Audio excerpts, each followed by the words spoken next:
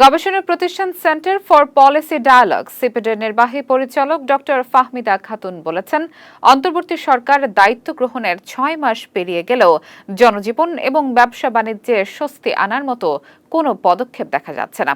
২৯ জানুয়ারি বাংলাদেশ অর্থনীতি ২০২৪-২৫ সংকটময় সময়ে প্রত্যাশা পূরণের চ্যালেঞ্জ শীর্ষক মিডিয়া ব্রিফিংয়ে তিনি এসব কথা বলেন। রাজধানীর ধানমন্ডিতে কেন্দ্রীয় কার্যালয়ে এই অনুষ্ঠানের আয়োজন করে সিপিডি। বিস্তারিত উমায়ুক ইসলামের প্রতিবেদনে।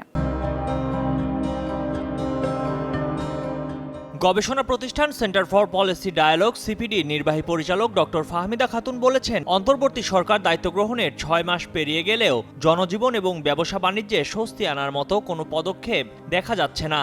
২৯ জানুয়ারি বাংলাদেশ অর্থনীতি ২০২৪-২৫ সংকটময় সময়ে প্রত্যাশা পূরণের চ্যালেঞ্জ শীর্ষক মিডিয়া ব্রিফিংয়ে এসব কথা বলেন তিনি। রাজধানীর ধানমন্ডিতে কেন্দ্রীয় কার্যালয়ে এই অনুষ্ঠানের আয়োজন করে সিপিডি।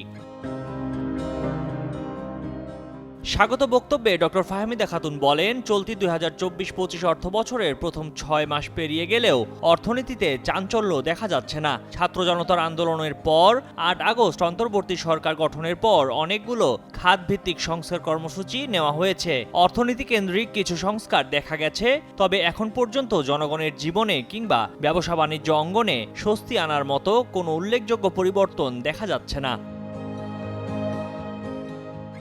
তিনি আরও বলেন, স্টেক হোল্ডারদের লক্ষ্য করে পদক্ষেপ গ্রহণ করা উচিত। তাৎক্ষণিক মধ্যবর্তী প্রভাব বিবেচনা করে একটি ত্রিমুখী অ্যাপ্রোচের মাধ্যমে এই পরিস্থিতি মোকাবেলা করা উচিত।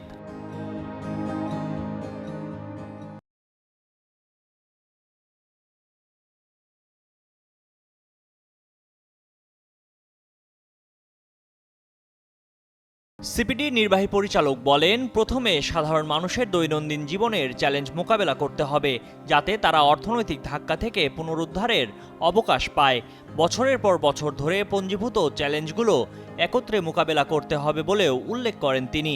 একই সঙ্গে সামষ্টিক অর্থনীতির মৌলিক বিষয়গুলোকে শক্তিশালী করার জন্য সংস্কার কর্মসূচি গ্রহণ এবং তার টেকসই করা, অর্থাৎ সংস্কার কর্মসূচিকে চলমান রাখার কথাও বলেন ফাহমিদা খাতুন।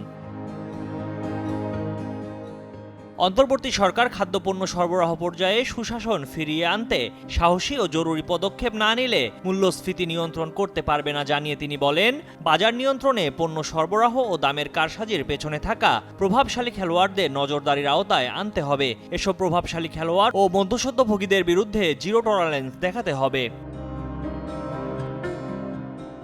২০২৪-২৫ অর্থ বছরের অক্টোবর পর্যন্ত রাজস্ব আহরণে মাত্র ৩.৭% প্রবৃদ্ধি হয়েছে বলেও জানান ফাহমিদা খাতুন। তিনি বলেন, আগের অর্থ বছরের একই সময়ে যা ছিল 17.৭%।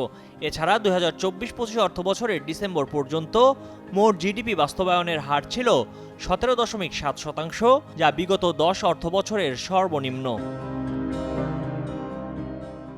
কর ফাঁকি রোধ করা এবং কর জাল সম্প্রসারণে নজর দিতে হবে জানিয়ে তিনি আরও বলেন, গত 4 বছরে 40 লাখ মানুষ বিদেশে, বিশেষ করে মধ্যপ্রাচ্যে গেছে, কিন্তু সে অনুপাতে রেমিটেন্স আসছে না। কেন আসছে না তা খতিয়ে দেখা উচিত। পাশাপাশি সরকারি ব্যয় সঠিকভাবে করতে হবে, যানবাহন ক্রয় ও বিদেশ ভ্রমণে খরচ কমাতে হবে বলে উল্লেখ করেন তিনি।